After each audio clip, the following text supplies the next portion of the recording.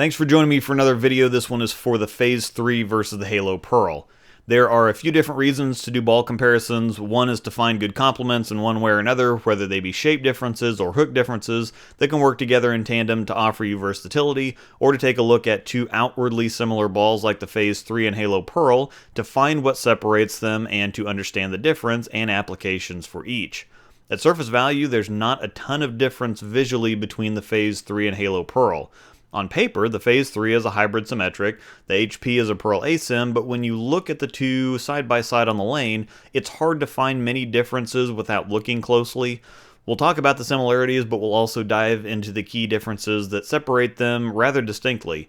First, we'll cancel out the cover differences. I've always said R3S Hybrid acts more like a Pearl. Somehow it's cleaner up front and much more responsive down lane than R3S Pearl is, so visibly it looks a lot like the E-Trax Pearl from the Halo Pearl and Idle Pearl. Super easy length, very clean up front, so they have similar lengths, similar friction response, and for these two particular balls, similar hook potentials. They're uncomfortable for me from straighter angles because of how close that puts me to the friction on a house shot, but it's still playable out there with a few adjustments. The deeper I get, the more the reaction can breathe and the more they open up the pattern, but up to a point.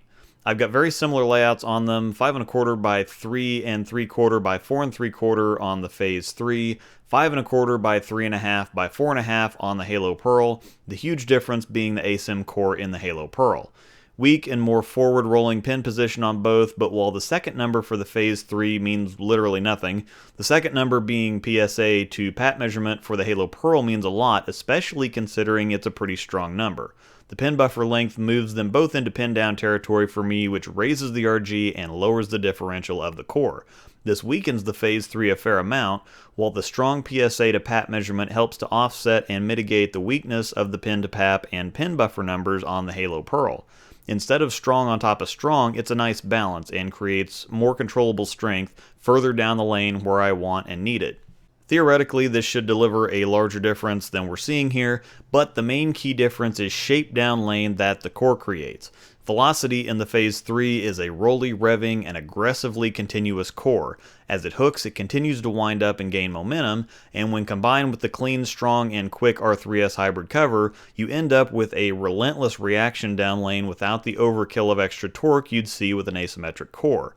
With the Halo Pearl, the Centrum core is much more forward down lane, so while you have the extra torque from the asymmetric core, you also have a balance there that keeps it from being as excessive as the math might indicate.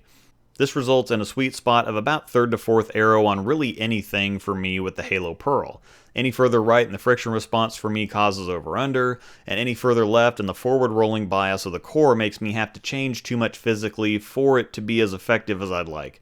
It sounds like a small zone of optimal use, but it's really not when you consider how lethal it is there and how large of an area that still is. The Phaze 3 also creates from difficulty from straighter because while I can back out of the Halo Pearl and at least get it to stop down lane, the Phaze 3 doesn't want to, it keeps coming. Its sweet spot starts at about 3rd arrow but doesn't really liven up until I'm at 4th arrow and deeper. With as persistent and determined as the core is to hunt down the 7-pin, it feeds on big angle, and with as responsive as this cover is down lane, it needs that angle to produce the best results and to balance its natural tendencies. Now, I'm not saying this takes it out of play for straighter bowlers at all. In fact, it should create the most visually dynamic reaction for you out of anything else out there. But again, I don't need all that extra help for ball motion. What it does, though, is give me a deep zone look that I have with nothing else aside from perhaps the Phaze 2, but due to the stronger, smoother, and earlier cover, there are occasions when it creates the motion I need from deep, but not the shape on the back end. The Phaze 3 gives me a look from the nosebleed zones on the lane that I have with literally nothing else, and it gives it to me before the lanes are destroyed enough to force me there. It lets me get ahead of the transition instead of making me dependent on it. So despite similar surface value optics, the Halo Pearl and Phaze 3 end up having a bit of overlap from the 3rd to 4th arrow zone, but they have pretty different applications for me which are dependent on the details of the conditions. Thanks for watching.